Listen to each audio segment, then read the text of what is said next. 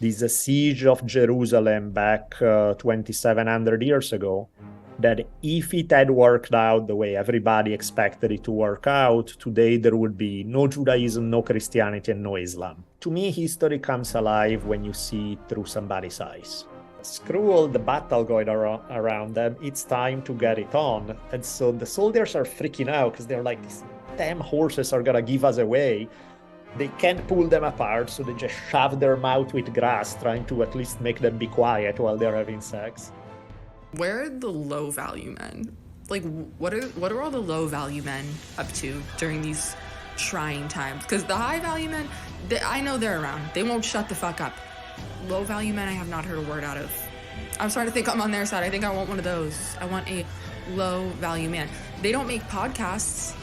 I haven't seen one low value man make a podcast. Do they not know how to use microphones?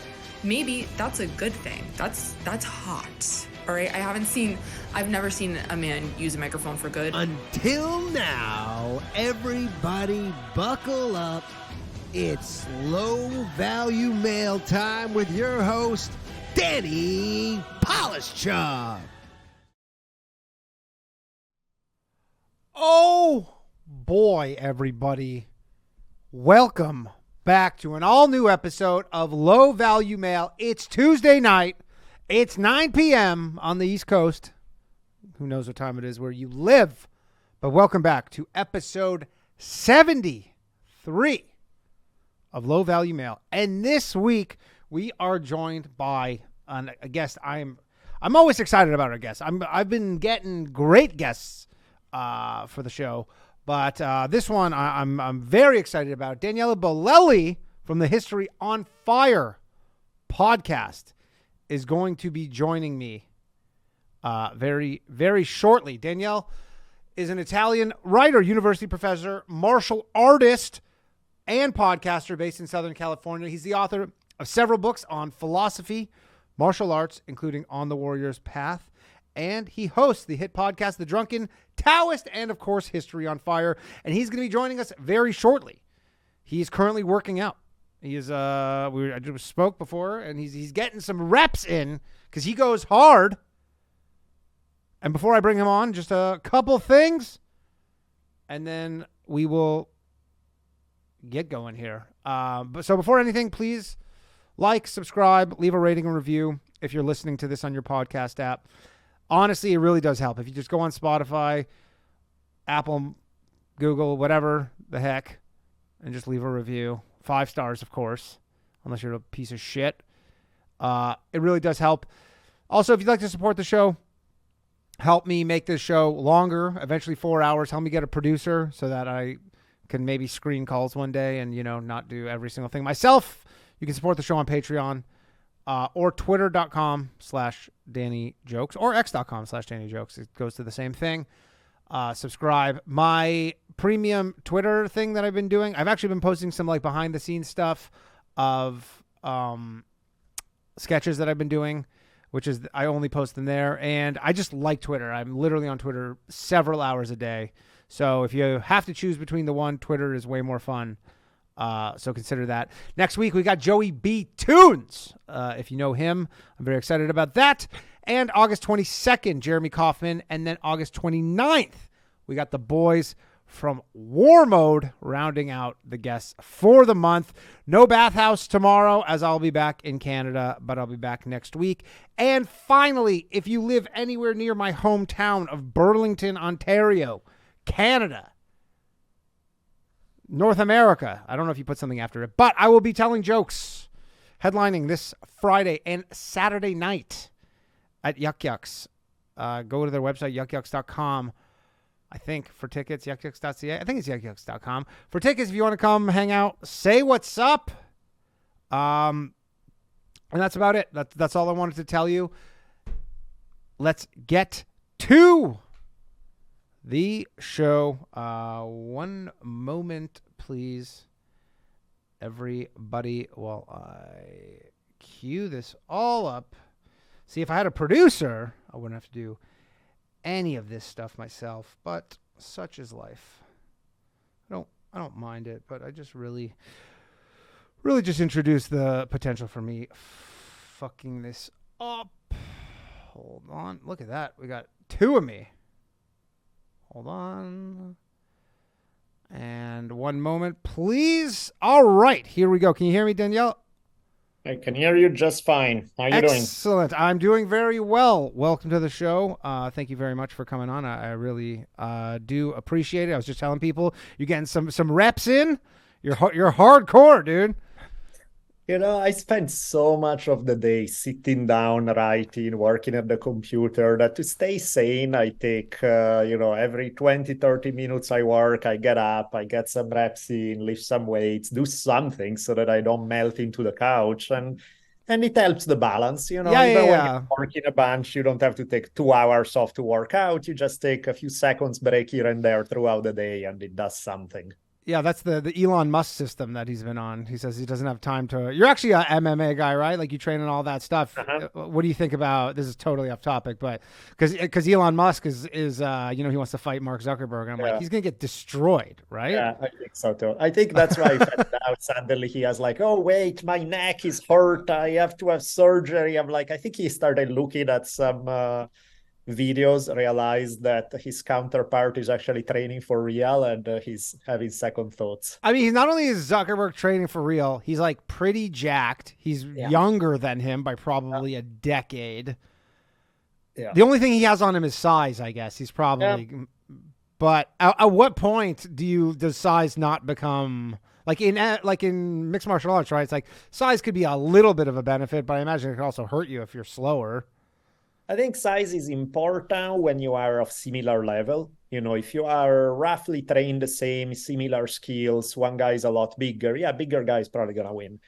But usually among most people who are not pros, the gap in skill is so big that the size factor becomes considerably less important. Right. Yeah. Okay. Well, this is that's interesting. Do you have like belts in what do you train? Jiu-jitsu? Yeah, I train the main ones. Yeah, I have black belts in jiu-jitsu, judo. I did a style that was more like self-defense oriented called Sun Tzu. It's I like all of it, to be honest. Yeah. I like all martial arts. I considered briefly getting into it, and then like all my friends, they all get so injured. Like they're all just...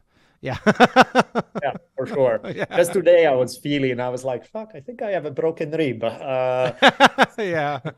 So you do get injured. I mean, the only thing that I can say that's good about grappling is that at least it's not brain injuries. You're not taking the punishment that you take with striking arts. Yeah. But you still take damage. That's for sure. Yeah. It's all like just these little nagging injuries. I mean, I have enough of those and I don't do any of that shit. Yeah. Okay, so just briefly, if you could you tell people just a little bit about yourself? And I guess because you're a professor, you're obviously you have the podcasts. Just how did you? I guess your origin story, just briefly.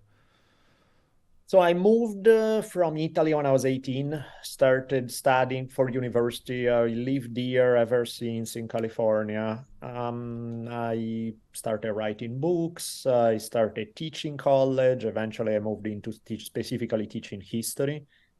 And then one thing that happened was one of those weird moments when the universe decided to open a door. At the time when, by the way, my life was just in shambles, stuff was going pretty bad. And all of a sudden, I got called back in 2011 to be a guest on Rogan's show. And to be honest, I didn't even know what podcasts were. I mean, I knew Joe was, but I didn't know anything about podcasting. It was 2011. What the hell do I know? I remember Brian Redband telling me, it's kind of like radio, but you can cuss. And I was like, cool. Yeah, good. Perfect. Yeah. And so I hopped on Joe's podcast, and people like me, Joe liked me. So he had me on repeatedly several times after that. And that kind of gave me an insight in just how big was the medium already back then, let alone today. Yeah. How many people were listening. And so eventually I started putting two and two together, and I realized, okay, that's just a different way of storytelling. Rather than, I still like writing books, but publishing industry is not fun to deal with many times. So podcasting could be another way to do what I like to do. So I started with a podcast called the Drunken Taoist. That was more like a chatty podcast without a single theme, sort of whatever I feel like talking about that week. And then instead I moved on to History on Fire. That's more me doing a deep dive into a topic. really having to do with history, studying like crazy. And when I know the topic well enough, then tell it in a way that doesn't put everybody to sleep. So, because, most of the stuff I end up reading is not fun to read. They are very good sources, but they're not well written or fun. So then my job is to package together all the information I gathered and make it a little more engaging. Interesting. So I'm curious if you've noticed something similar to this, because I don't think this is unique to me and I've seen instances of this, but the older I get, for some reason, the more interested in history I become. And I think that is somewhat of a common thing. I'm wondering, like, do you have any insight as to why? Because I've seen many people say this as well.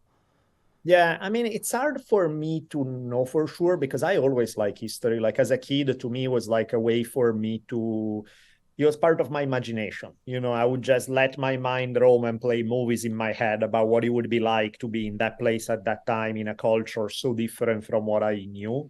So I always enjoyed it, almost as a childhood game.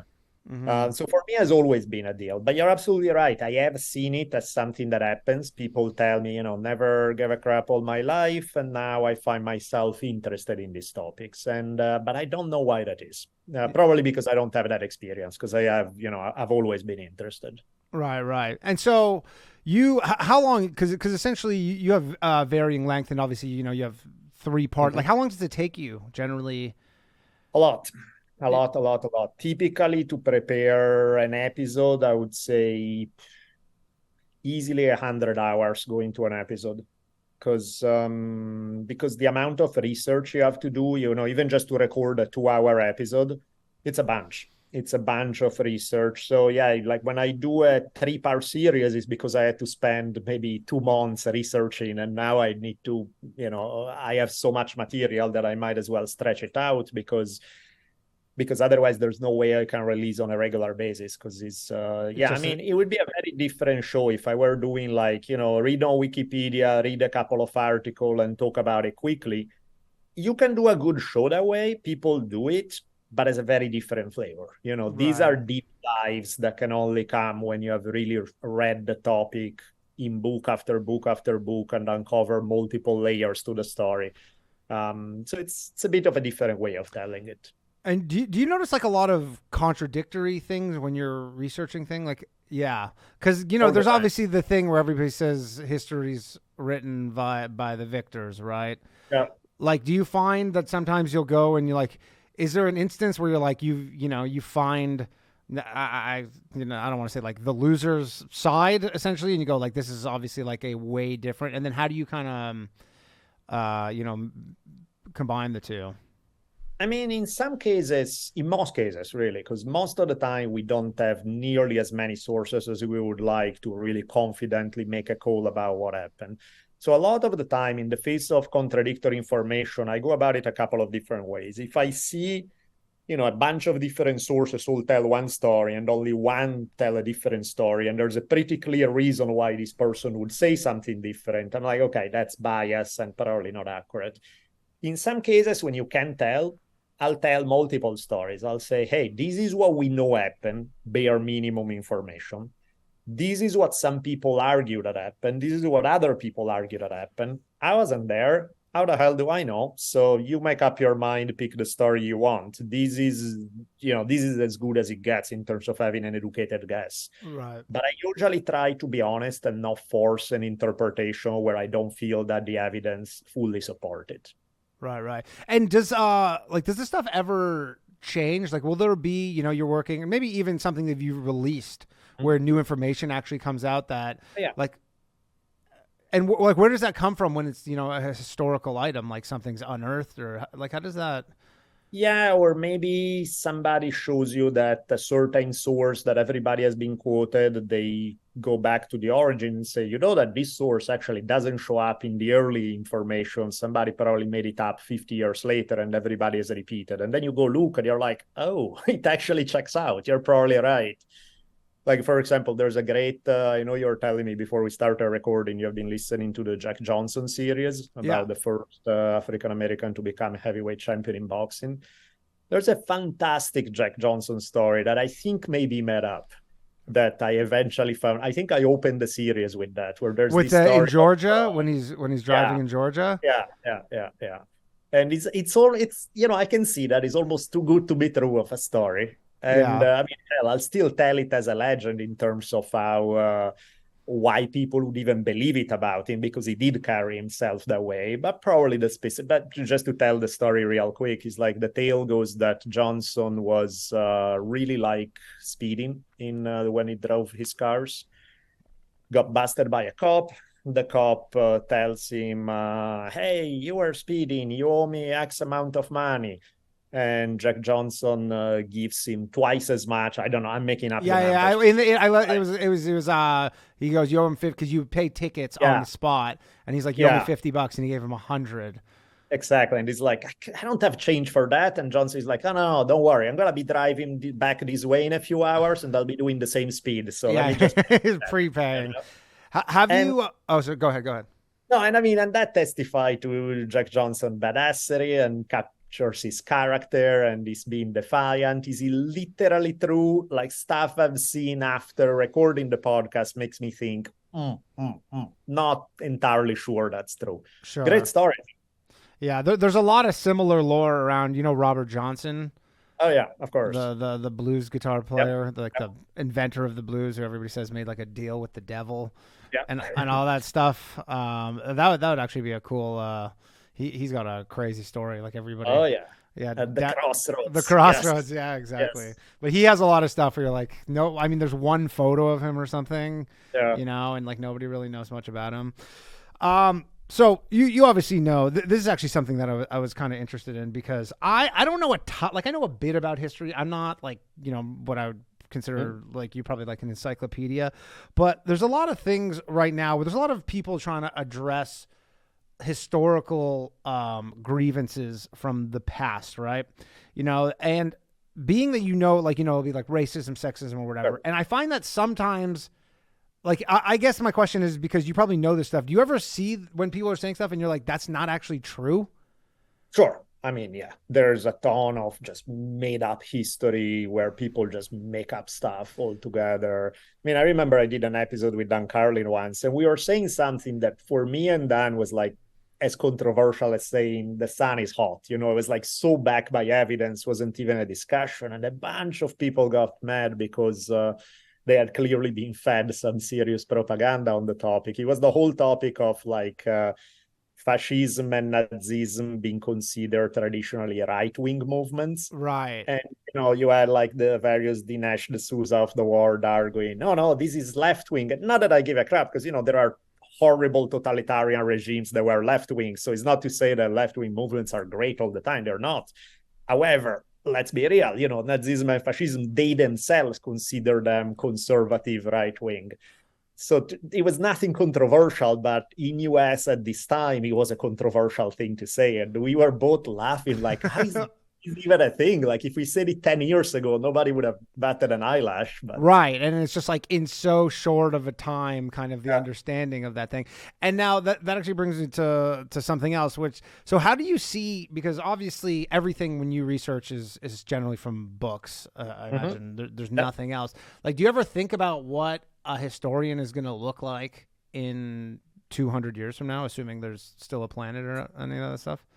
Yeah, it's so hard to tell, because the speed at which stuff has been changing is so dramatically fast over the last few years, and it looks like it's speeding up even more, that, somebody pop you in the 1600s, and based on if you study history enough, you can probably predict what the late 1600s look like.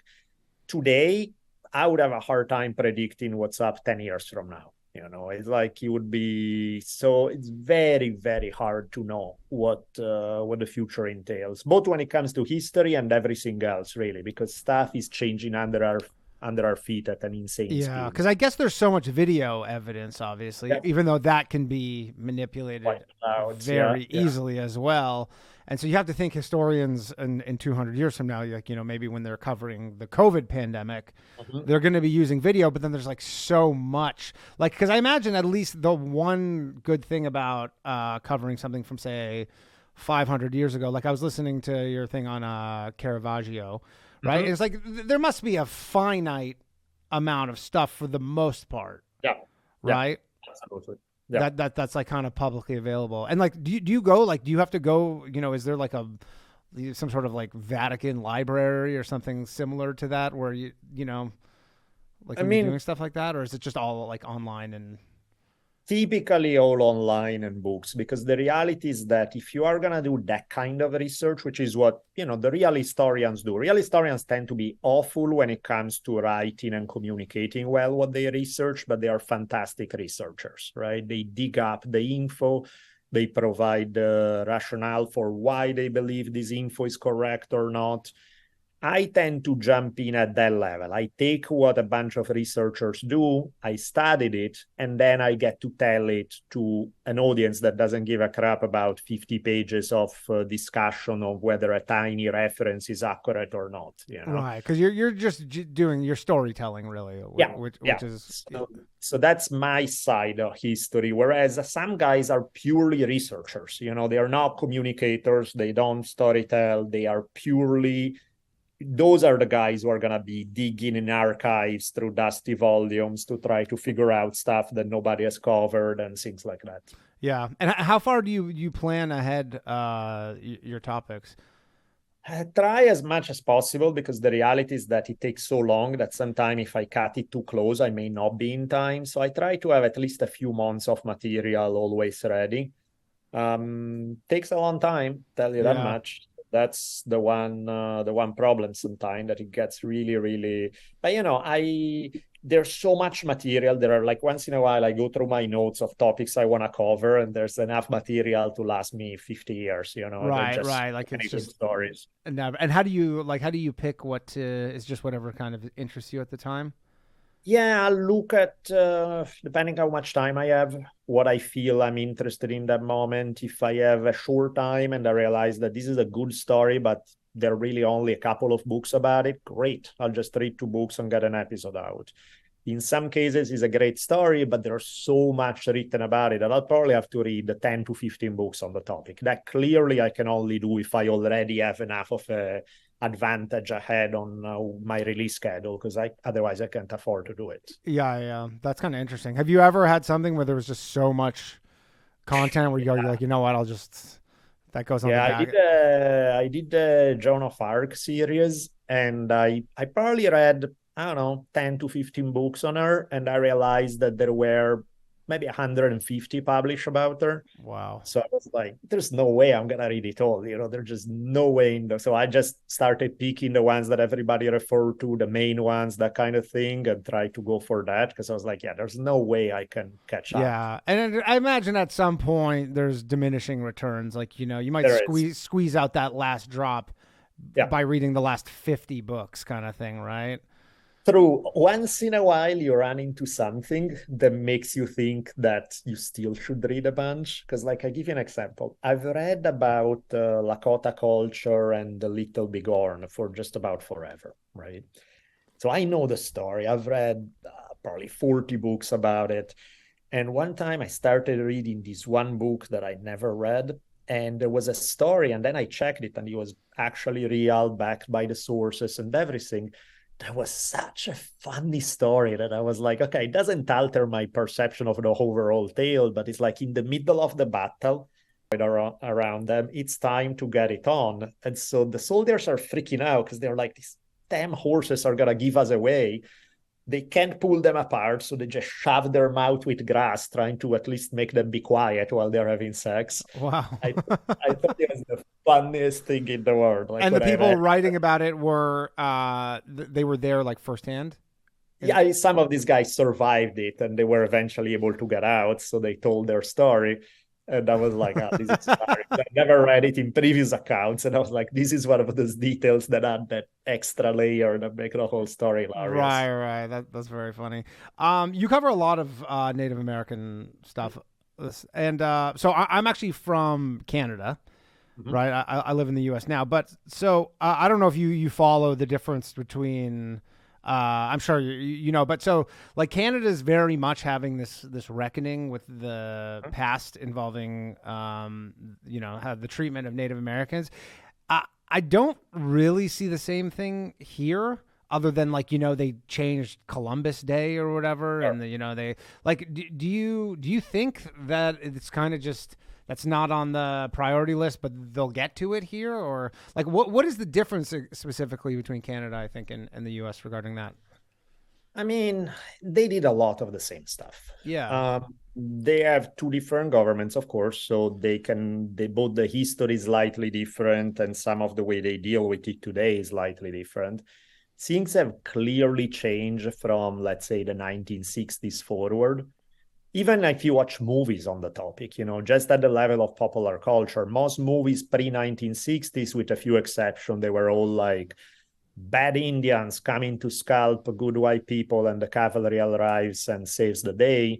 Whereas most post-1960s movies tend to have a little bit more sympathetic eye toward it all. Sure. So, culturally has changed. Some of the laws have changed. Like I give you an example, in US, it was flat out illegal for some Native American religious ceremonies to be practiced until the 1970s, which is hilarious. Really?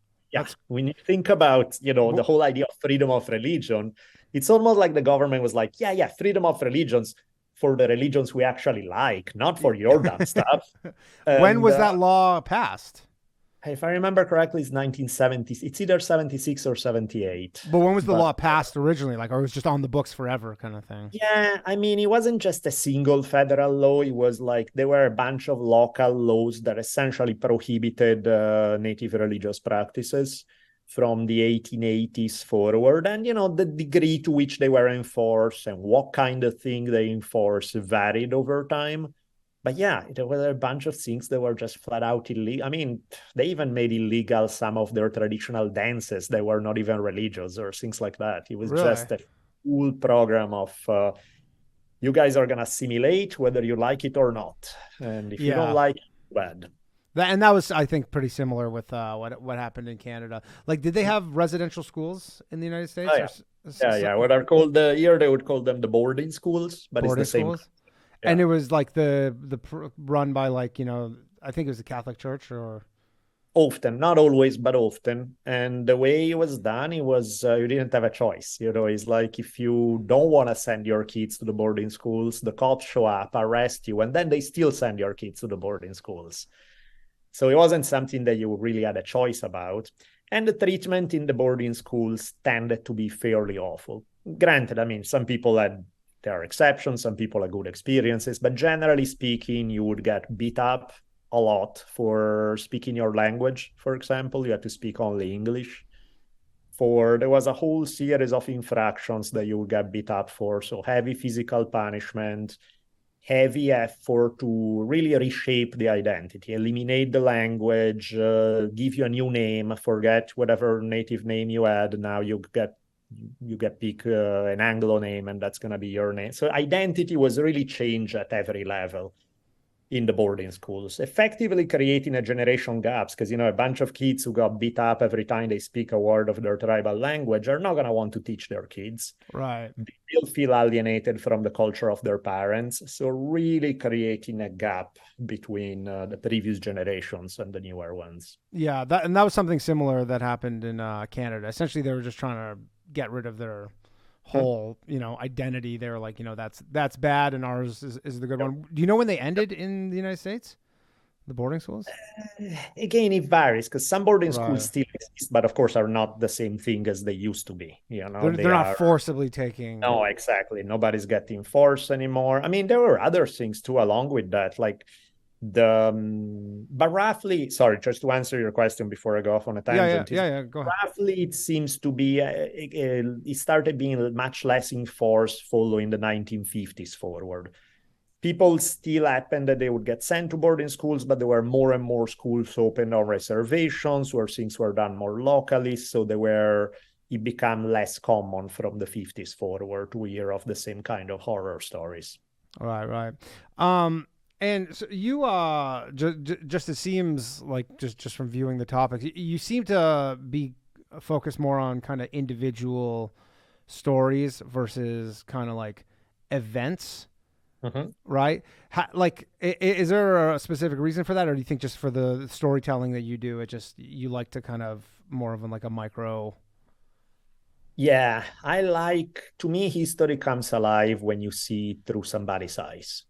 When you see, it's like if you were watching a movie, there's a main character, there are a few main characters. Those are the people through whose eyes you get to see the story. Much easier to tell a story, much easier to relate, much easier to bring it to life. Occasionally, I'll do a story with no main character. Like I did one just because it blew my mind when I discovered it, but I did one where there really are no main characters, where it was a whole tale of this siege of Jerusalem back 2,700 years ago, that if it had worked out the way everybody expected it to work out, today there would be no Judaism, no Christianity, and no Islam. And so it's such a big what if, because it's like this one event that nobody knows about that changed. What was it? What was So it's the? basically the Assyrians. They start destroying left and right a whole bunch of the remaining Jewish kingdom, because there used to be two. One they already wiped out. There's one left. And they destroy pretty much the whole thing except Jerusalem. They are about to take Jerusalem. And the reality is, if they'll take it, they'll spread the population throughout the Assyrian Empire. And these guys will probably lose their religious identity, much like their colleagues in the previous kingdom did. If that happens, then Judaism disappears. Of course, there would be no Christianity and Islam since they were born out of it. And instead, it doesn't happen for some random coincidences. And then by the time Jewish people are conquered by somebody else, something in their culture has changed, so much so that they will preserve some of their ways, even in exile, in a way that they wouldn't have done had the first siege gone well. So it's one of the stories that you're like, what the hell? One damn siege in the middle of nowhere where nobody knew anything about it. It's a very minor event in history when it happens, and it changes the entire history of the world after that. That's crazy. And what was the duration of that siege? Like, was that just a couple, like Probably a year? just a few weeks. Or just a few weeks? Yeah. Wow. These guys surround Jerusalem. There's a theory that a plague breaks out among the invading army, so they are getting weakened by the plague. The Jewish king decides to throw them as much gold as possible to say, sorry, I screwed up. I'll be loyal from now on. Here, let me pay you off. These guys decide it's not worth to just wait to storm the place to kill this guy. They are getting what they want anyway. They are submitting anyway. They'll pay them anyway, and they are dealing with diseases. So they lift the siege and let them be. And wow. But yeah, could have definitely gone another way. Wow. That's do you have any other just one moment, actually, just so everybody knows, the phone lines are open now, 1-888-949-2969 if you have any questions for Daniela. Are there any other things like that just like these, kind of moments in history that could have just like real like fork in the roads that you kind of like the ones that I would imagine for someone like you probably think a lot about, because that's just your... Yeah, there's a bunch. The what ifs are funny because, and especially the more realistic the what if is like this could have really gone the other way. Like there's one that I enjoy. It's not as dramatic as what I just told you, but I enjoy. I got to tell the story of this guy, Thomas Morton. He was in the 1600s when the Puritans first showed up in New England, and they set up Plymouth colony and everything. This guy set up a colony very close by, but it was the opposite of the Puritans. These guys were having drunken orgies with the native tribes. They were cooperating with the tribes. They had full religious tolerance. They abolished servitude and slavery. They were very, very different path. And the only problem is that these guys didn't get their act together, so they didn't have a very strong militia. So when the Puritans got annoyed with them, they just squashed them and sent them packing home. But this was an example of a bunch of British people who clearly had radically different values and priorities from the way the Puritans wanted to run the show. And realistically, a bunch of people who would show up to North America would take a look at Plymouth, all being very stern and severe in its law, take a look at these guys, and they would want to go to these guys. So it's entirely possible that the foundations of what would become the United States could have gone a very different way in terms of priority and values. And instead, of course, the Puritans won out. But so, there are those moments in history where you go, I wonder how we would have played out had it zagged rather than zigging in this occasion. Right. I feel like that's almost its own genre of fiction. Is like it's almost like The Man in the High Castle, but other stuff. I heard you talking somewhere where you're trying to develop like a script for either like a film or a TV. You're saying you can't really talk about it, but do you ever do you ever think of that genre essentially of like the what if the historical what if? Yeah, I mean, historical fiction is so fun. Yeah. It's an awesome. The what ifs are really fun. Historical fiction in general is fun because it allows you to fill in the blanks of the stories where we only know A and F and we don't know anything in between. And so fiction allows you to make it up in a way that clearly as a historian you can't, because you're like, well, we know A, we know F, we don't know what's in between, and you have to leave it at that. When you play with fiction, of course, you are free to make things up. Right. So to me, there are old ways to engage with the material. Like I love movies. I love actual history in the books. I love movies about it. I love literature about it. Hell, I love even video games about it. Have become insanely good in the past few years. Some of the like the Red Dead Redemption and stuff. Yeah, Red Dead Redemption is amazing. Ghost of Tsushima is fantastic. It's set during the Mongol attempted invasion of Japan. There's all the Assassin's Creed. They are a little thinner story in terms of plot, but they are fantastic in terms of the reconstruction of what the world may have looked like. I mean, I was just a month ago, I was in Venice, Italy, and I was telling my daughter about the game. And so I pulled out this old Assassin's Creed and we start playing it. And I can sure exactly the corner where we were standing in Venice for real. I can sure that same exact corner in the game. Constructed perfectly, right? Wow. It's just as it is, imagining what it would have been like 500 years before. And I'm like, this is awesome. And I had that as a kid. I would have liked history even more. If that's possible, I assume. Do you I know I don't know if this is controversial in the history world, but I read probably 10 years ago that book, the People's History of the United States by Howard Zinn. How is that? Because I've heard I guess that he considers it the book that should be taught, kind of the history that should be taught. And it's like, basically like Columbus was this genocidal maniac and all this stuff. Do you have any like thoughts on that specifically? I mean, the book in general? The book is a reaction to the way that stuff was taught before him. Things usually don't happen in the vacuum. There's a dialogue going on. And, the way history was taught up until shortly before the book came out tended to be very one-sided one way. He clearly is very one-sided the other way. He's trying to show you all that what the other guys left out. It's not the most nuanced project ever in the sense that he's really being like, oh, you guys played it all white. Let me show you all black. The reality, of course, is more complicated than that. I think it was a necessary book at the time in terms of showing that there was another side. Of course, you don't really gain in nuance by just flipping the script by turning all white to all black, because the reality is much more complicated than that. But, I think for the time when it came out, did a good job. It was useful for sure.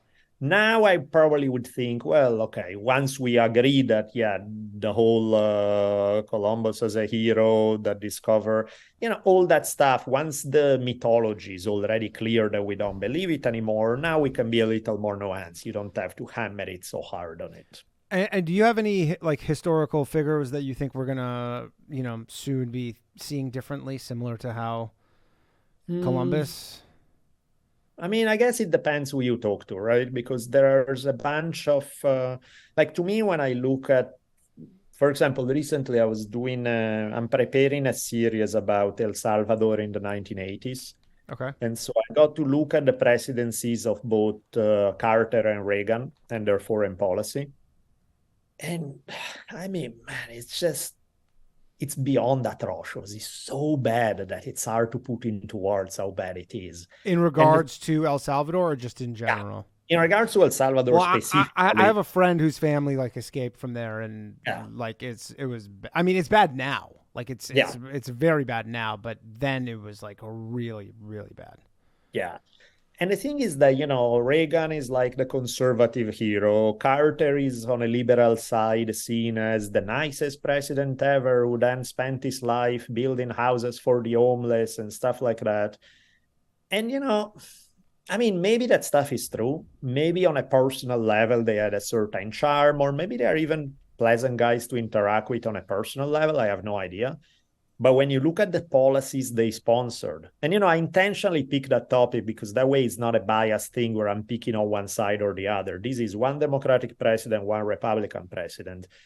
And they both engage in behaviors that should be, you should be prosecuted in a military court. It's just so bad that it's just like, essentially, just to make the story short, is they both end up supporting death squads, knowingly supporting death squads that will murder, rape, and torture their way through El Salvador for the remaining years of the Civil War, because the official justification is that, we need to support them in order to defeat communism.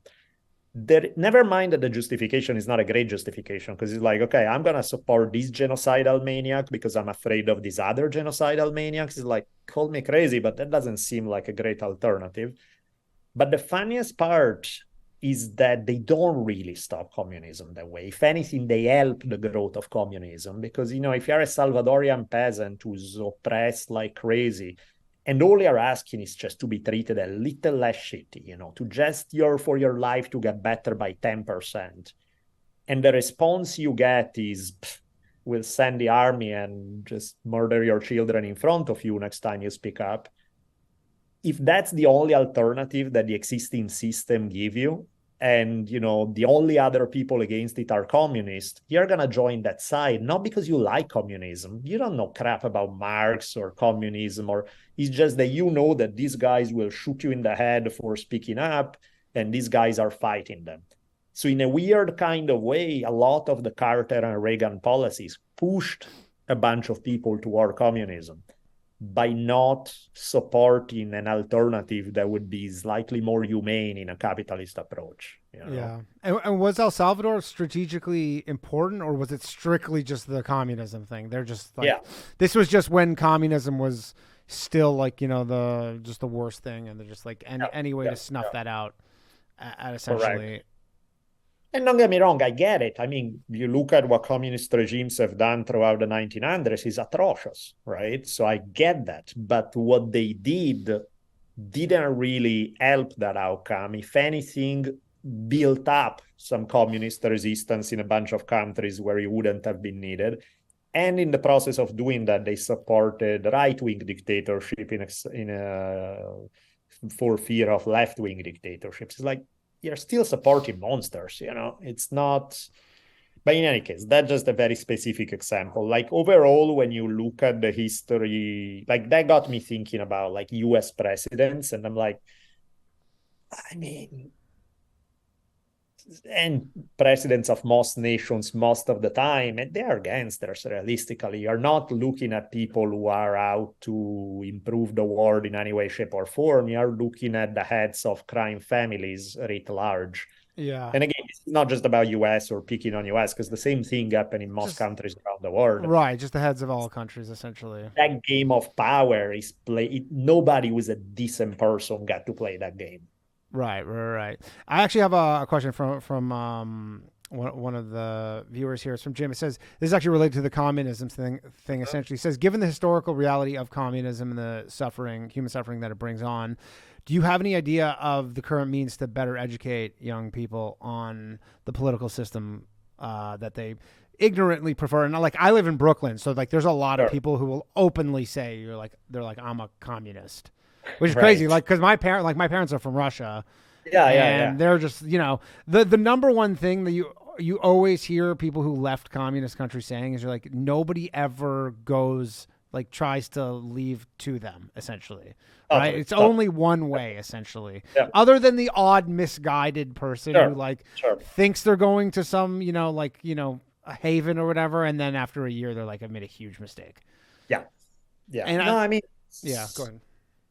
I think the problem is that most of the time when it comes to political or economic ideologies, people choose them because they don't like somebody else. So it's very much the enemy of my enemy is my friend kind of thing. And so the reason why somebody, for example, will prance around and going like, I like communism, which when you look at the record, communism has been awful throughout the world. Most of the time is because they have sometimes legitimate criticism of certain forms of capitalism that are completely unaddressed within the system. So rather than going like, okay, this system may work for A, B, and C, but it's terrible for D, E, and F, they decide, okay, since I have no way to address D, E, and F because I find this stern opposition to my points, I have to go to a completely different ideology that will attack them and it's their enemies. And it's the classic thing that happens all the time. It's like classic enemy of my enemy is my friend, where in order to pick on one side that you don't like, and sometimes for good reasons, you decide to swing completely on the other. So to me, the reality of everything, not just politics, not just communism, is the thing that we need the most in any discussion and in any level of education is nuance, is teaching people that just because A is bad and B opposes A does not mean that B is good. Right. It's like, yes, you're right. What A is doing is awful. No, B is not a better alternative. And here is why. You can actually acknowledge these two things, that one thing is bad and something that opposes it is also bad, and vice versa. One thing has a good point but doesn't fully get it, and so to me it's like being able to have discussion that are not waving a flag of like, I'm a communist, I'm a capitalist, I'm this, I'm that. To me that's like children arguing. It's just such a bullshit level of intellectual, like it's not, there's nothing sophisticated about that way of thinking. So to me, it's like really looking at case by case and digging in the nuance. I think nuance is one of the most important words that we need to hammer on over and over again. Oh, okay, one second. We got a call here. One moment, please. Hello. Thanks for calling Low Value Mail. One moment, please, while I connect you. And all right, you're on with Daniela. Who am I speaking with? Hey, Danny, it's Format. How are you doing? Hey. Good. How you doing? Doing great. So, Daniel, it's nice to see you on the podcast. I actually just found out about you today when I found out you were going to be on the greatest podcast of all time. And I did a little bit of research on what you're all about, and I was pretty impressed. You seem like a hella chill dude. So, thanks, man. Yeah, there was a few things I found particularly interesting. Well, first off, I believe you're a fellow. I don't know if fellow is the right word. You're a bit of a Taoist. Sure. Is that right? Yeah, I find Taoist philosophy to be extremely applicable. I find Taoist ideas to be something that I don't have to believe in it. I just look at the way the world is and I'm like, oh yeah, that principle checks out with the reality I see around me. Absolutely. Yeah, no, I found like just a few years ago, someone was talking about it and was like really recommending it. And I was like, you know what? This guy is selling it real good. Let me check it out. Right. So I went and grabbed a copy off Amazon, and mind you, and I'm like a stone cold nihilist. Like the optimistic type of nihilist. Right. Just clarify, because a lot of people get all kinds of different ideas about what nihilism is, what it isn't. The way I look at it is just kind of like atheism plus, right? It's just like you start with. All of this scripture might be might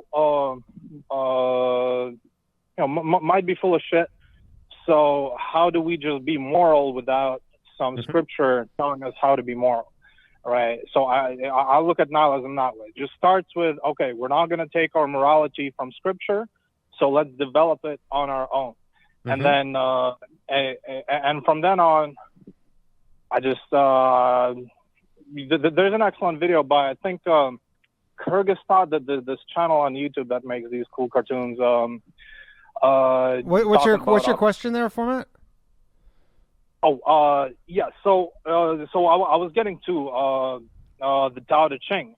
Basically, saying that even as someone who's a stone cold nihilist, it's extremely fascinating how just reading that book, like almost on every page, like I agree with just about everything in there. It is a fascinating book. And Denny, if you haven't read it, I highly recommend it. I've read some of it. Yeah, I've never read the entire thing though. True. Yeah, it's really cool how like it applies from way back in the day, from like thousands of years ago. It reads as if someone could have written it yesterday, and like even some passages like, oh, this thing is like these cops are getting out of hand. The police needs to be needs to chill out. Like there's just all kinds of like really interesting interesting ways that it applies to our world today, and I was just wondering, like, what's sort of your takeaway from Taoism on, I wanted to hear from someone who's as experienced in it, because it seems like you've been into it for a while.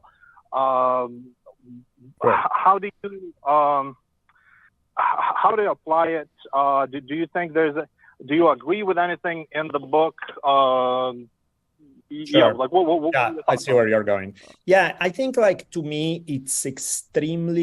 Taoism is not something that I proclaim like I'm a Taoist or something like I'm embracing some identity. To me, Taoism is like it's at the roots of my way of thinking and viewing the world, to the point that I feel that I resonated with certain ideas even long before I read any Taoist text. To me, like there's a natural level to Taoism that you don't have to have read it anywhere to actually apply certain principles. And those principles to me get to be applied in anything, whether it's interactions with human beings, whether it's in politics, whether it is in how you work out, whether it is, one place where I see it a lot is in parenting, in raising kids. You're going to go there are every other book, you get one parenting book that tells you need to be strict and lay down the law. The next one tells you it's all about the flexibility and this and that. And everybody has their pet favorite theory. And the reality of what Taoism shows you most of the time is that it's always context dependent. Is like what's good advice in one environment for one kid may not be a good advice at a different time for the same kid or for a different kid. It's like some kids need more structure and you should be able to read the room and realize that that's what they need. But if you try to apply the same model to another kid, you're just going to piss them off and encourage them to rebel in the process. So again, you need to read the room and realize that's good advice for somebody else, not for this kid right here. With this person, I need to go another route. And so what I like about Taoism, it's its lack of dogma. It encourages you to think on your feet and to figure out what the solution is, not from here to forever, which is how ideologies are created, but rather in a very specific context and say, okay, in this context, this is what's going to lead to the best outcome. But in the next context, maybe I'm going to drop everything that has worked for me in this one occasion and I'll do something else, because the reality is that there are different situations. Like I often use the metaphor of surfing. It's like there is no, if you are surfing and you are catching a wave, the solution is not always lean to the right by 40 degrees. It's like, well, it works some of the time and other times you're going to fall right over. So your ability as a surfer is to read the wave, to read the energy of it all, and to make this tiny adjustment one after another in real time. And that's to me what Taoism is. That's to me what living is, the ability to be nimble enough in your mindset to make choices quickly as things are happening, not relying on an ideological dogma. Yeah, no, that's what I dig about it too. It's like a timeless text that's not full of like some kind of ancient stories that might be true, might be false, might be full of it. It's just for the most part like really applicable life lessons, and it's pretty chill about it. And now a little bit of so I had two questions about there's one that's really cool for this podcast that I think people might enjoy, and then I had but before that, just a question about, I saw you have a book that is pretty provocatively titled called Create Your Own Religion, a how-to book without instructions. I haven't had really any chance to look much into it. I've just been working all day. I work from home, but I heard about the podcast, looked you up a little bit, saw that, and just saw the tiniest, briefest description of it. But can you elaborate a little bit on what is it all about? Sure. It's kind of like the Bruce Lee approach to religions, like how Bruce Lee back in the day was very much dissatisfied with the established styles of martial arts because they felt like, okay, this style has this one good thing and this other style has another good idea, but they are too dogmatic in requiring people to, you only fight in this manner. And the Bruce Lee approach was like, look, every style has a bunch of tools that are useful, but the reality is that most of the systems also contain a bunch of crap that doesn't work. So almost as a good scientist, you should explore, research, pick the stuff that seems to work, mix it together with other stuff that needs to work, and leave behind the stuff that doesn't work. When it comes to martial arts, it's great because you see immediately whether stuff works or doesn't. There's an immediate feedback from reality. When it comes to religion or philosophy, of course, it's more complicated. However, I do like the idea of picking and choosing from multiple sources, philosophies, religions, political ideologies, whatever that may be, to create your way of life, a way of life that works for you, while at the same time remaining open to constantly change it. As more information come in, as the context changes, be ready to drop stuff that work for you at some time and evolve with it. So that's kind of the approach. Is I look at major world religions, pick the stuff that to me seems to have worked well, and also highlight the stuff that has really not worked well and how certain ideas can be absolutely toxic, and sort of try to separate what I find valuable from what I find not valuable. Of course, that's a personal choice. I'm not expecting anybody else to feel exactly the way I do, but it's a process to encourage people to, rather than embrace a tradition altogether or condemn it altogether, it's just, look, most traditions are made of very contradictory ideas. See which ones resonate for you, if any, and which ones seem to be complete crap that lead to terrible places. It's almost like the be like water thing. That, yep. Kind of, right? Yep. All right, Format. Anything else? Yeah. Well, I was just gonna say I dig it. I'm gonna have to check it out for sure. Now, the last thing I think this podcast, the podcast viewers might enjoy. I heard you talk on a different podcast about a story about your grandma who was a bit of a baddie, from what I got. Yeah. There was something involving bombs or something. If you can tell us that story, that sounded fascinating to me. And I'll let you go on that note, though. Yeah. So in World War II, my grandmother was a teenager, and she, her boyfriend was a partisan fighting against fascism.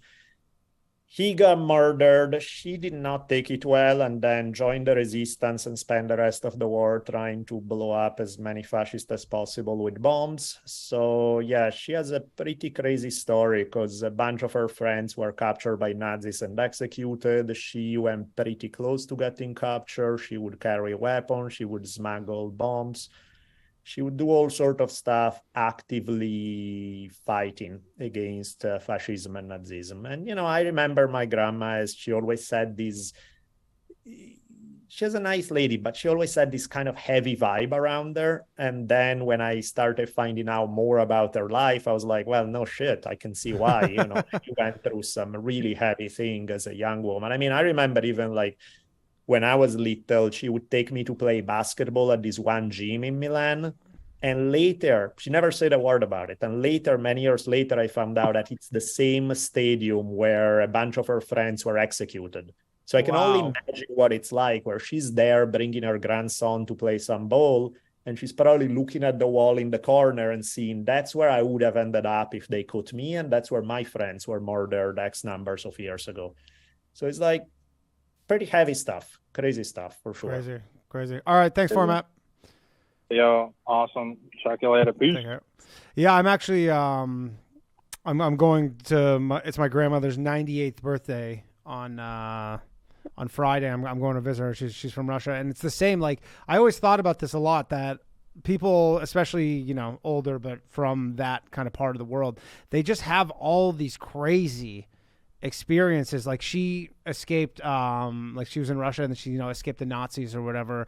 And then they went to Siberia and they like took a train to Siberia, and she's like on the train, they stopped at like some town where they were all housed. And she's like, they put her in these farmhouses or whatever. And then she's like, the one beside it had a bomb dropped on it and like everybody died, and like literally next door.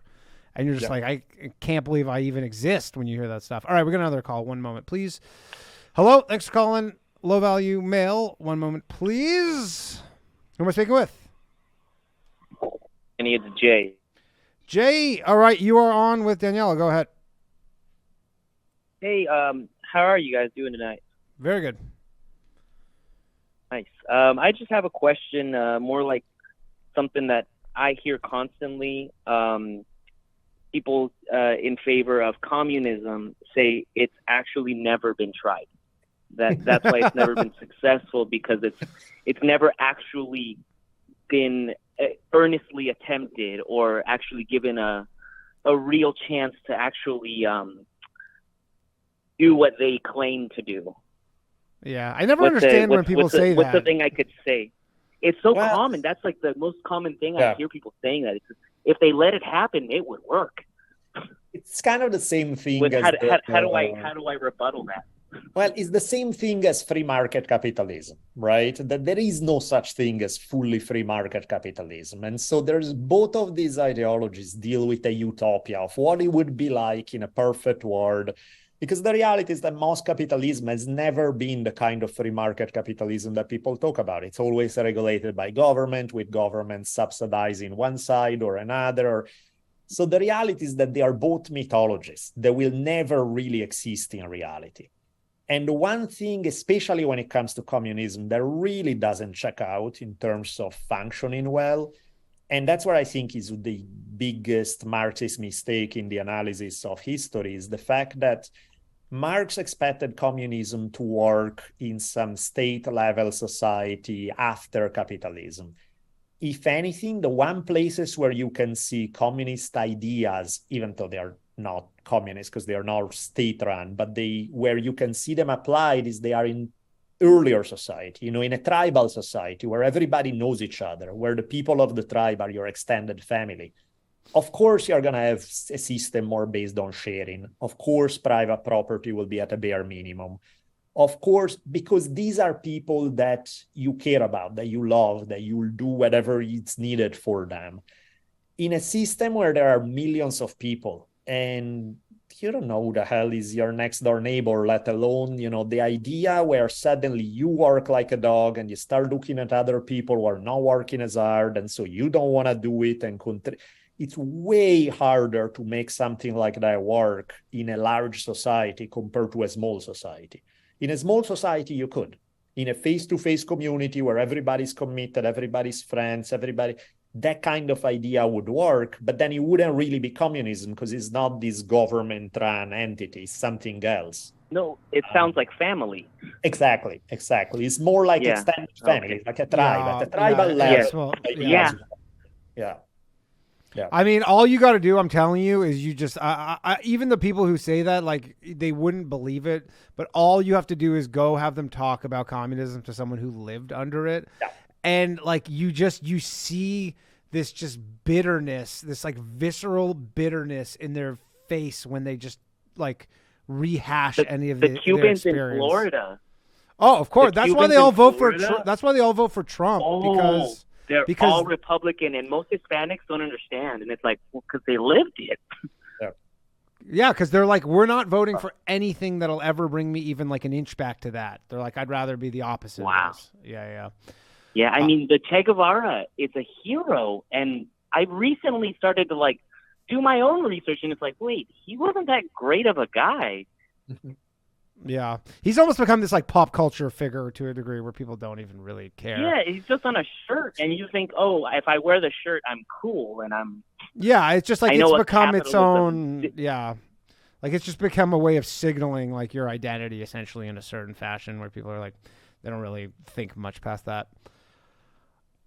Yeah, well, I guess the rebuttal is speak to someone who's been Oh, for sure. That Well, I thanks, feel like. gentlemen. Well, Yeah. that helped out a lot. All right. Take care. Have to have some conversations with these coffee shop people I see all the time. All right. Thanks. Do you still teach, obviously, right? Yeah. Yeah. And do you like are you just teach are you back in class or is it over Zoom? Little bit. A lot of it I'm online. I Okay. do go these days. I'm going like 1 day a week face to face. Okay, cool. Have you how long have you been teaching for? Started teaching in 2001, so it's been 22 years. And so have you been noticing like a big difference like in terms of the political temperature and all that? Like what kind of how people Sorry, no, I thought you were going somewhere else. No, political temperature, not so much, to be honest. I didn't really I hear about it a lot about, universities being wild and crazy, this and that. I hardly ever see any of that in real life. What I have been noticing is the difference with the past in terms of social life. It's like back a few years ago, I would walk into class and there would be like a full party going on where everybody's talking to each other. And I would have to almost be like, hey, guys, let's get to work now. Now it's like you can hear a pin drop. Nobody talks to one another. People walk in, they sit separate. The class ends, they all go their separate way. And I just feel it as monstrously lonely. Really? Granted, not everywhere is like that, but the tendency, I think is a social tendency, which is where we're going anyway, to become much more individualized, less social and all of that. And I see it in a dramatic fashion among my students. And is that you just think like technology related?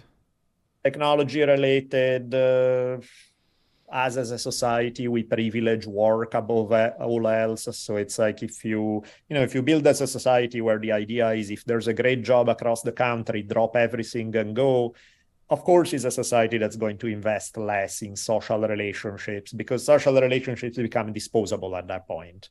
Technology has definitely increased that. And then, of course, 3 years or whatever long of COVID didn't help in that regard either. Yeah, but you don't notice are there ever any topics when you're considering teaching that you think might cause nothing like that? Because you hear about that in some maybe it's like super liberal arts colleges or something.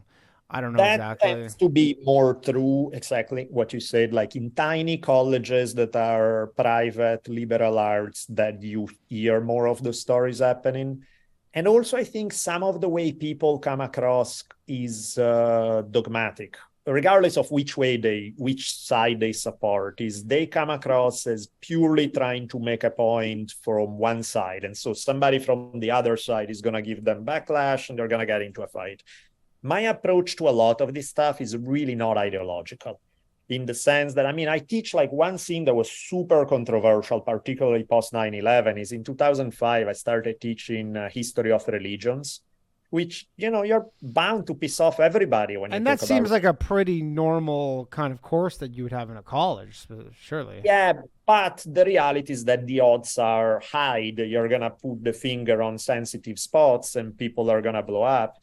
I never had a problem because the reality is that from day one, like I tell them, look, I'm not here to praise or talk shit about any one religion. The reality is that any one religion you identify with, there's one thing and there's its opposite under its cover. Within Christianity, you have super conservative Christians, super liberal Christians, gay Christians and Christians who think homosexuality is the ultimate sins. Take any issue and you're going to find Christians on both sides of it. And same thing goes for any other religion. So when you hear a label, it's a big overgeneralization. Most of this stuff doesn't really mean shit.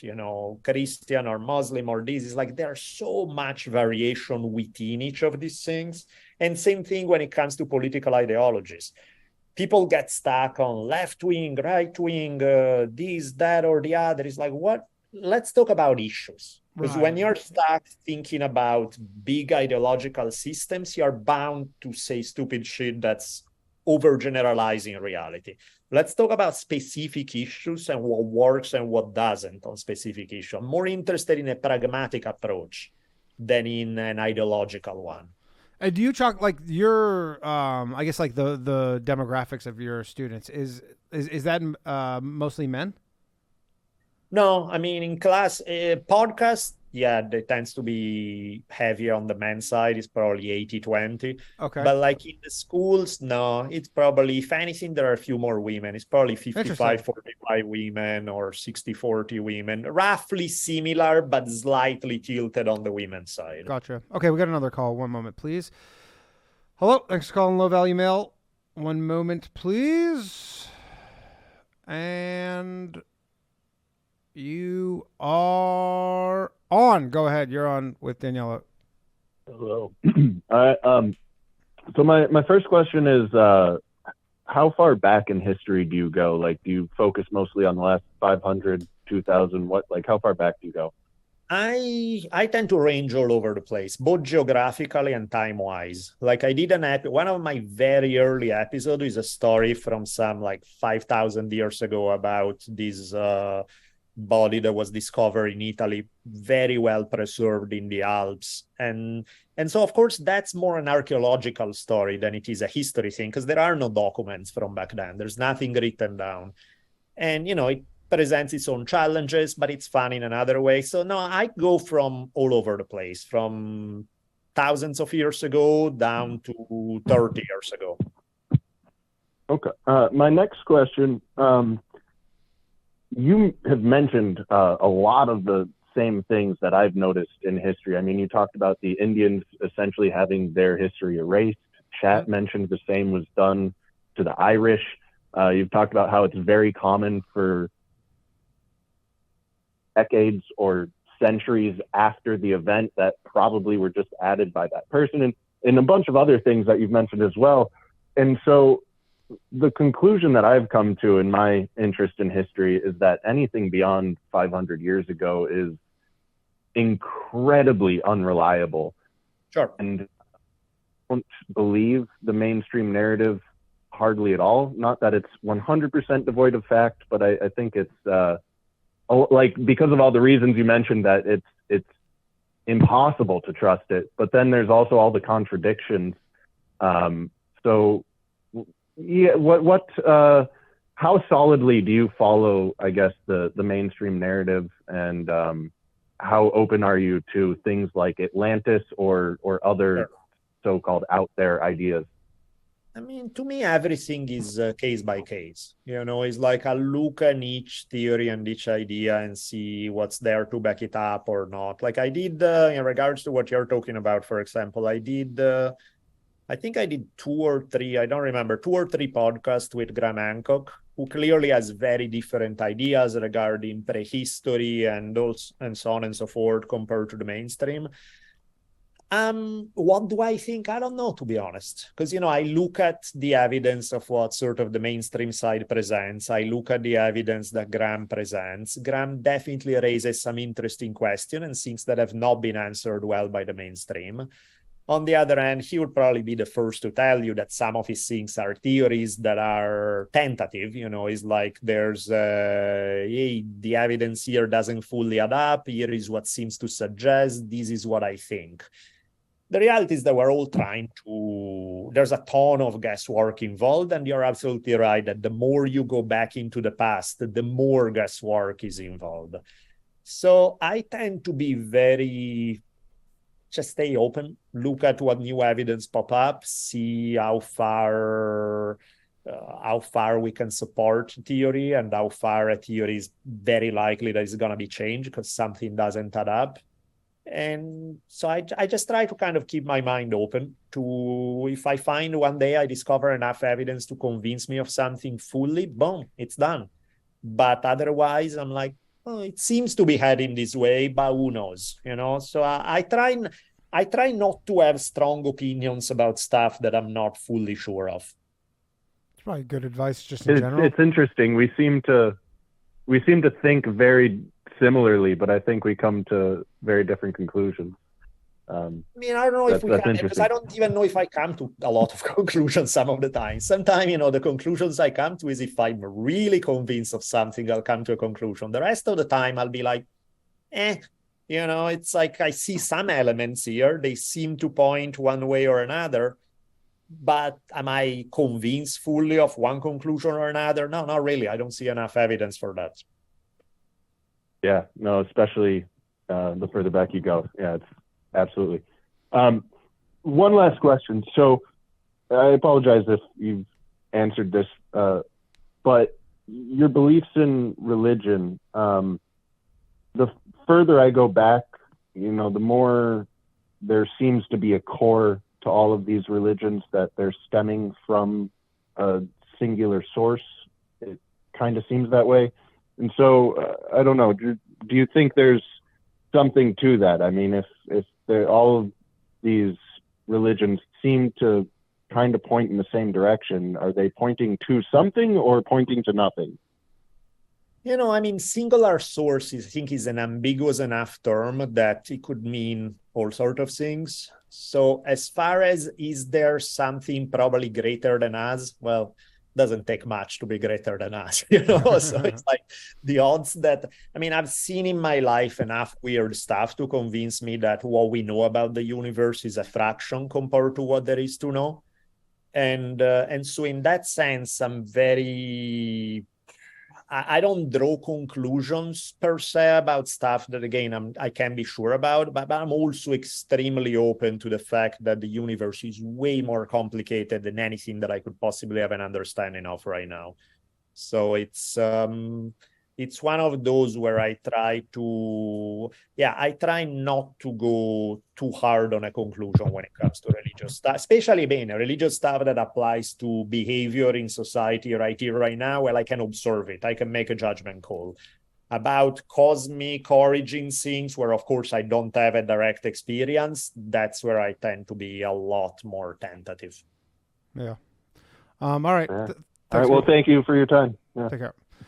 I was actually. Do you? Graham Hancock talks about the. I was watching one of his shows recently with the Great Flood, and how there's all like these different civilizations essentially had like this Great Flood story. Is that the kind of thing that is just that's too far back to kind of be in your domain, or do you have any thoughts on that? I mean, there is some evidence that for the whole Younger Darius hypothesis that, like, I forget the exact time, I think it's about 12,000 years ago. Graham has the theory that, like, a comet struck Earth and that it's reflected in some pieces of evidence that may have dramatically shifted history as we know it, causing all sorts of floods and chaos in the world. There's something to that that's interesting. There are definitely legitimate questions that. But there's just no proof of it to really get into your kind of wheelhouse. Proof is a big word. You know what I mean? It's like there are pieces of evidence that make you go, huh, that's interesting. But from there to proof, there's a jump. Right. Okay, we got another caller. One moment, please.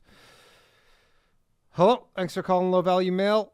1 second. Hey, Danny. Hey, what's up? Just patching you through, and you're on with Danielle. Go ahead. Hey, I just wanted to know what you think about like Atlantis and like ancient civilizations and stuff like Göbekli Tepe. I don't know if I pronounced that right. Yeah, but like us being around for a lot longer. Yeah, that one is a trippy one.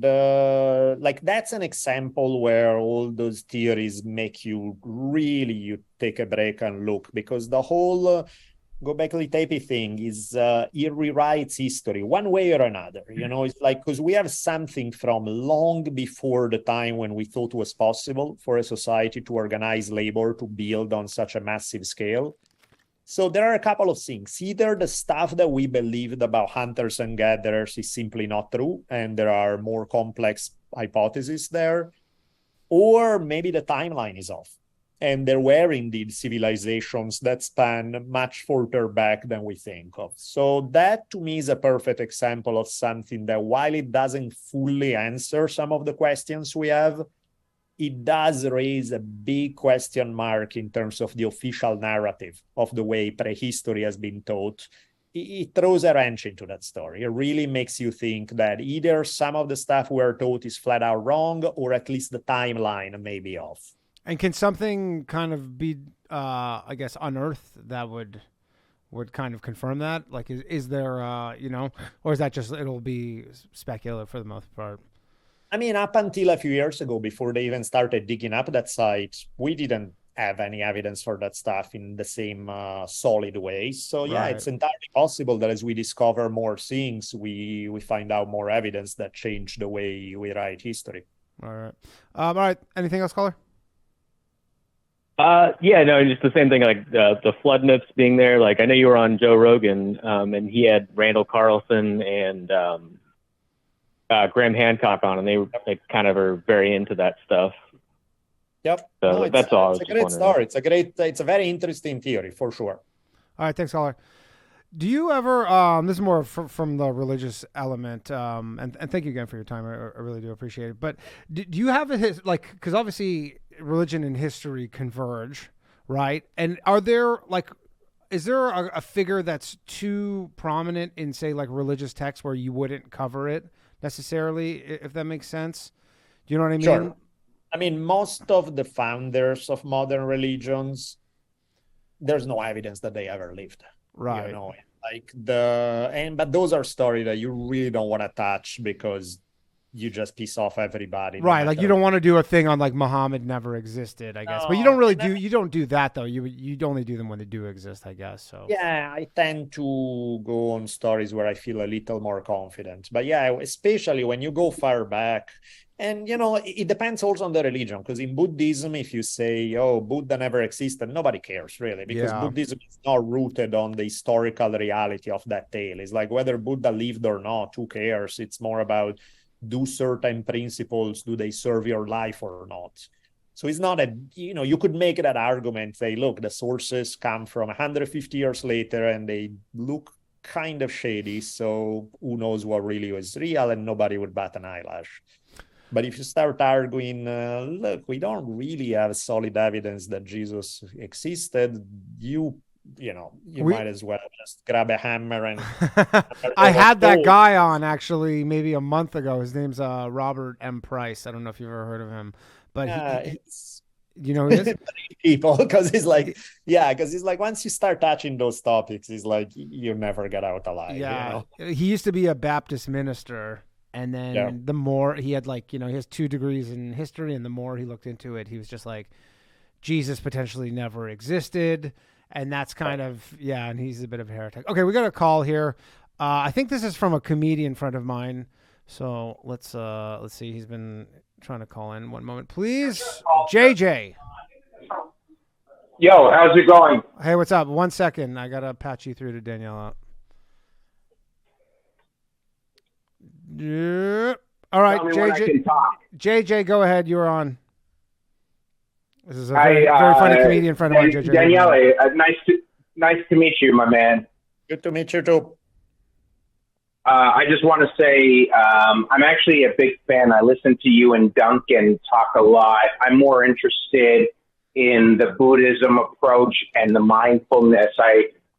I'll give you a little quick history of me as I'm choking on a carrot. Danny is a good friend of mine, and they all think I'm an idiot, but I'm probably the highest value male that you're going to speak with tonight in form of so they're going to joke about me because I'm a comedian who does very dirty humor, but I am, and as someone who doesn't like to say how brilliant I am when it comes to meditating and Taoism, because then we know that I'm a charlatan, but that's not the truth. I do love when you and Duncan really get into it to the point. I just will say this and then I will go to the point where you were talking about all the little things that you do. You never saw any one of those things help you out. Then one day you just wake up and it's just like a little percentage here, a little percentage here from meditating, from cold plunging, from everything like that. So I am truly a big fan. I'm not being a troll. I have one question though for you. Go ahead. Go. Okay. I thought I was going to get a profound response. My bad.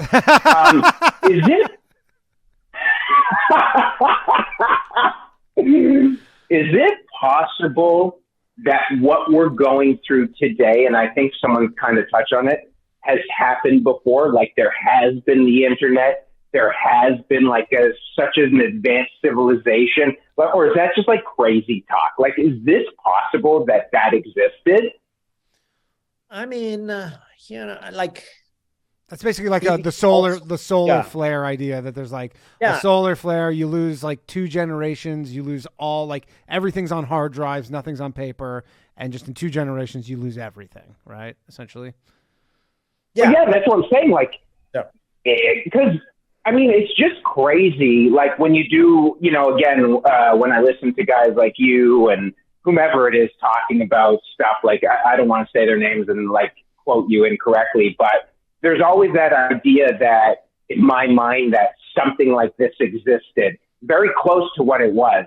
However long it could have been, like, you know, hundreds of thousands, maybe even millions of years ago. But, you know, like we can get wiped out at any time from an asteroid, right? There could be a super volcano that wrecks us all. And then it starts all over again. And then in a million years, this civilization exists. I mean, that's possible. I mean, or is that just crazy? I think it's definitely possible. You know, civilization rests on a very thin layer. We think of it as this super solid thing. It's not, you know, really wouldn't take much, especially for a civilization like ours that's so interconnected. So a big collapse would be a global collapse, wouldn't just be in one place and not in another. So yeah, it's definitely possible. Is there super solid evidence that happened?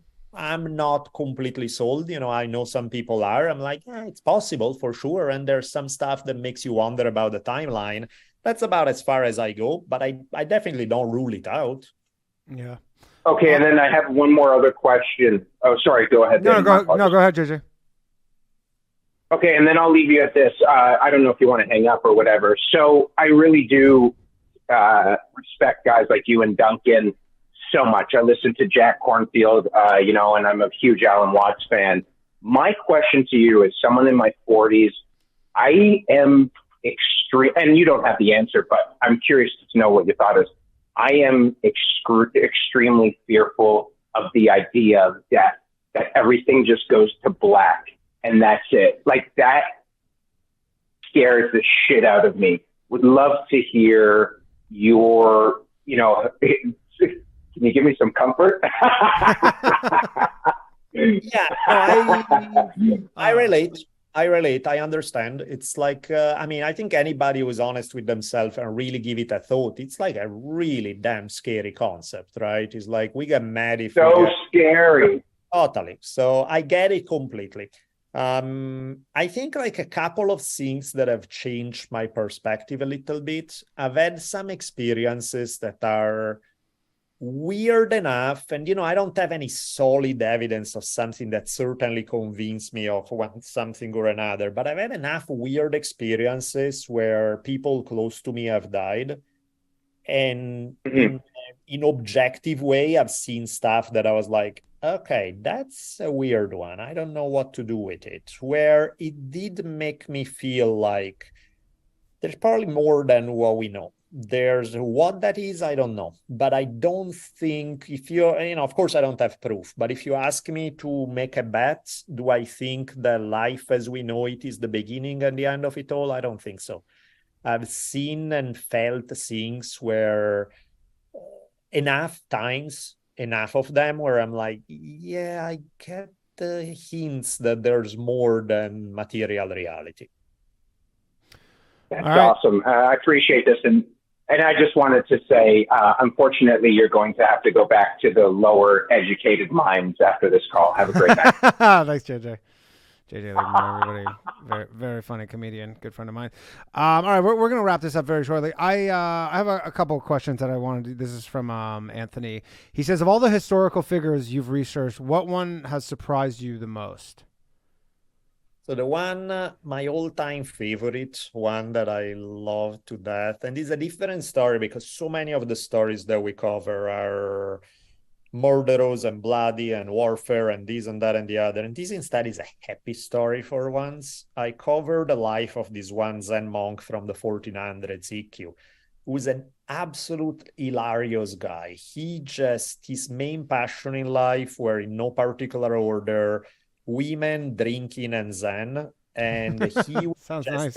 Regularly clashing with established authority, even within Zen monasteries. He was funny to a level that is just like he was a born comedian, and at the same time he's really insightful, really deep, somebody who really enjoyed life and made people around him enjoy life. What was his name?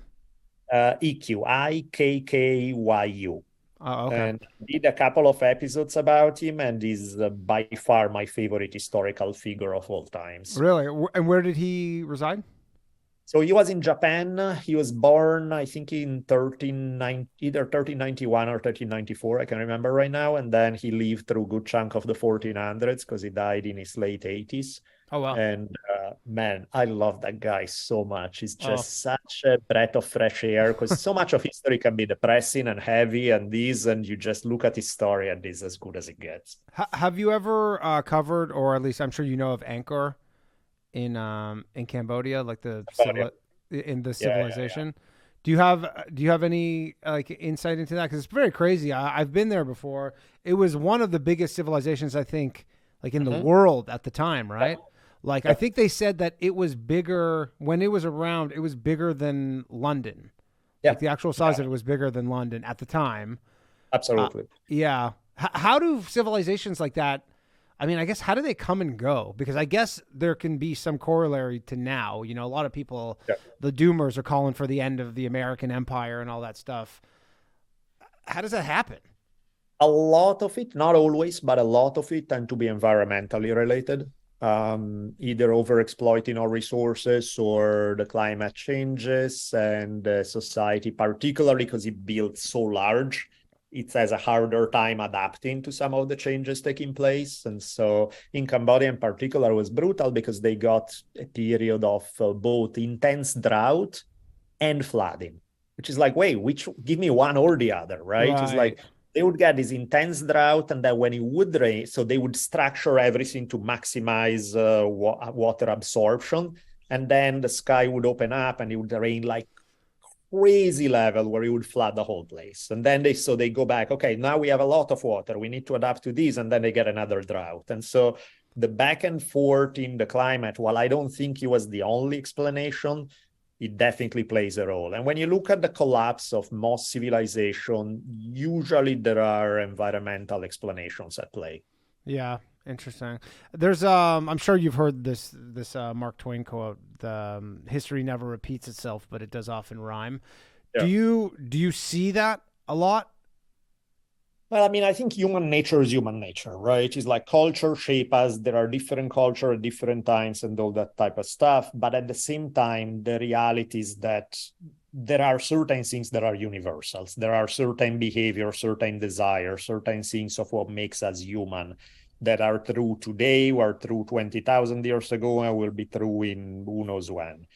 At the same time, all the conditions around us are changing at the speed of light. So clearly, it doesn't repeat. Definitely it's not going to repeat the same, but there are going to be some patterns that apply because our minds haven't really changed all that much. Right. And do you see anything happening now that you can you see like a kind of corollary to something that happened? Like, do you ever see stuff that happens now and you go like, this is just like this thing that happened like 800 years ago in some place? I mean, when you look at, like, for example, environmental issues today, the fact that we have plenty of smart people around the world who realize that we are dealing with challenging times and we still can't do a damn thing about it, seems to echo the same story that I've seen in a bunch of civilizations who experience serious drama coming up, where these guys are not stupid. They're really smart. They build complex civilizations. They see this slow-moving catastrophe heading their way, and still seeing it, having time, knowing about it, they still can do a damn thing about it. And what were the examples of that in the past?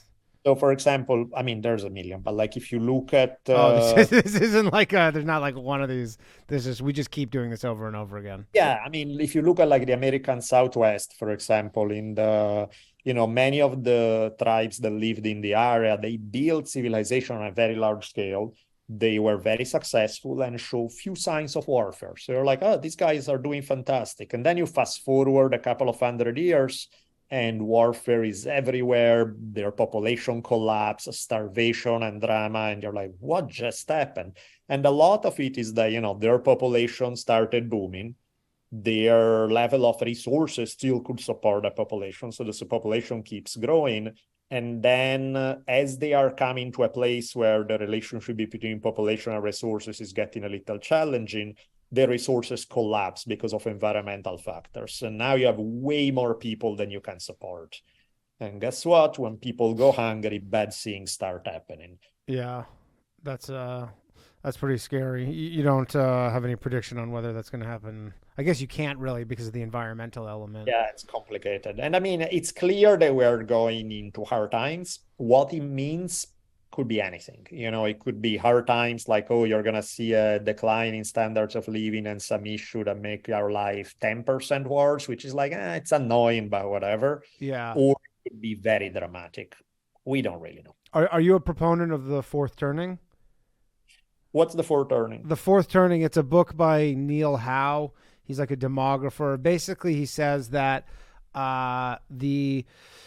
there's cycles, basically seasons throughout, like basically every 20 years is its own season. There's 4 seasons, and every 80 years it basically they play out the same. It's like this cycle of 80 years, and he essentially predicted a lot of the stuff that happened with COVID and all this stuff, not specifically, but just like all these things would happen just based on the fact that there hadn't been anything in a while, and we're currently in this essentially the fourth turning, which is what he calls it, and that this is the one of like the maximum like disruption and chaos, but at the end of it like once you get through it, it's like springtime and everything's blooming, but it's very turbulent, and essentially what he believes is we're at the beginning of this 20-year period. That doesn't sound good, but yeah, no, I mean, the reality is, I don't know. Could be. I would have to look at what evidence he based it on more, but interesting for sure. Okay. All right. We're going to wrap this up. One last question from Anthony, and then I'll let you go. And I appreciate you very much taking your time. Which historical figure do you feel is criminally underappreciated, and which one would you say is overhyped? I think most of the people we know about are overhyped, because the reality is that most of the stuff that we focus on tend to be power players, kings, queens, whatever. If you think about any society, you look at like who's in like the past few presidents, it's like among all the people in US I would want to hang out with, would I want to hang out with any of the past few presidents? Fuck no. These are not people. And the reality is that history is going to remember mostly those guys and hardly anybody else. So to me, it's like what we focus on in history sometimes is such a thin layer of individuals, and often not the most interesting ones, that most of the big names are overhyped, because most of these guys, so much of history is the story of a bunch of gangsters fighting each other for power, and it's like, most of these people are psychopaths, most of these people are so addicted to power and wealth that they would run over their grandma in the name of that. And that's how they make their name in history.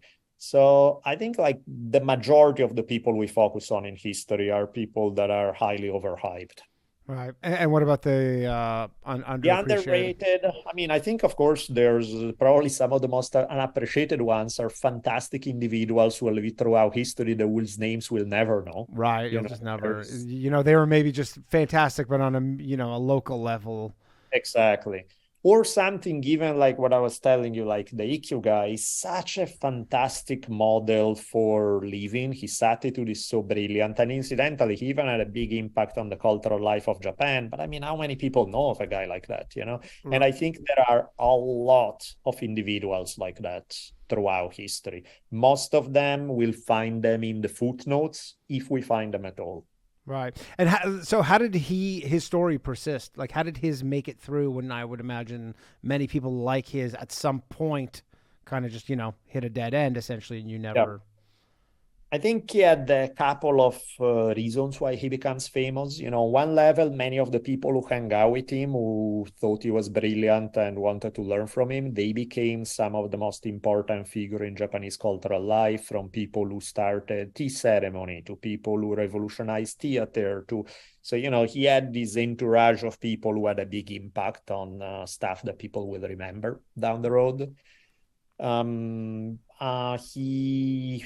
in his later life, he was able to, at the time when in the middle of civil war, so much of Kyoto was destroyed, he was able to rebuild some of the big Zen monastery through his connections. And so there's a direct line from him to some of the traditions that are still present. So things like that. But honestly, it's chance, it's like at different people, nobody would have remembered him. If he did, he would have been the same guy, just as brilliant, just as fun, and nobody would have known him at all. Essentially just has the right disciples almost to a degree. Yeah. Okay, we're gonna wrap this up. Where can people find you if they want more? So in a moment of rare intelligence, which doesn't happen often for me, I created a link tree, the site that has all possible sites. So I have a link tree, which of course link tree is spelled, it's linktr.ee, so they separate it, and then / my name, Daniele Bolelli. Daniele is like Daniel with an E at the end, and Bolelli is Bolelli.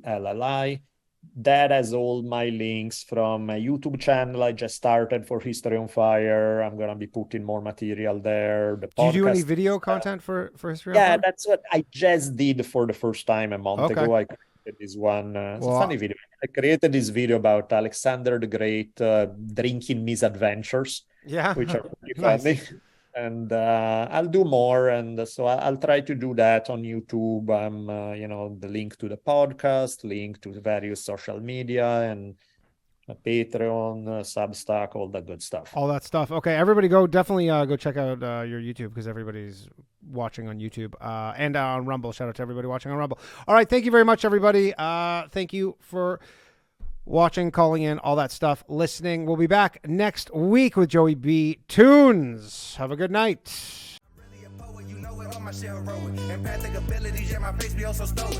Please blow up, nigga. That just means I'm working. They see me as a leader, so that's why I'm Captain Kirkin. These tracks from the stars, that much is for certain. You can feel this hit if you up or if you hurt. I'm raising my stock, not talking my feet in some Birkin. Number Johnny 5 got a fucking short circuit. Bring the track to life when I spit phenomenal. When I hit, she feel that shit in her abdominals. These rappers make me laugh like comic view, they comic through. You know I got a ball out, I hit the track running just like Sonic do. They don't wanna turn on my light switch. Yeah, they was trying to get me on my hype shit. Yeah, they don't wanna turn on my light switch. Yeah, and they tried to down me up some KO type shit. Yeah, they don't wanna turn on my light switch. Yeah, now we pulling up fresh on some flight shit. Ha. They don't wanna turn on my light switch. Yeah, they don't wanna turn on my light switch. They don't wanna turn on my light switch. Yeah, they was trying to get me on my hype shit. Yeah, they don't wanna turn on my light switch. Yeah, and they tried to down me up some KO type shit. Yeah, they don't wanna turn on my light switch. Yeah, I'm pulling up fresh on some flight shit.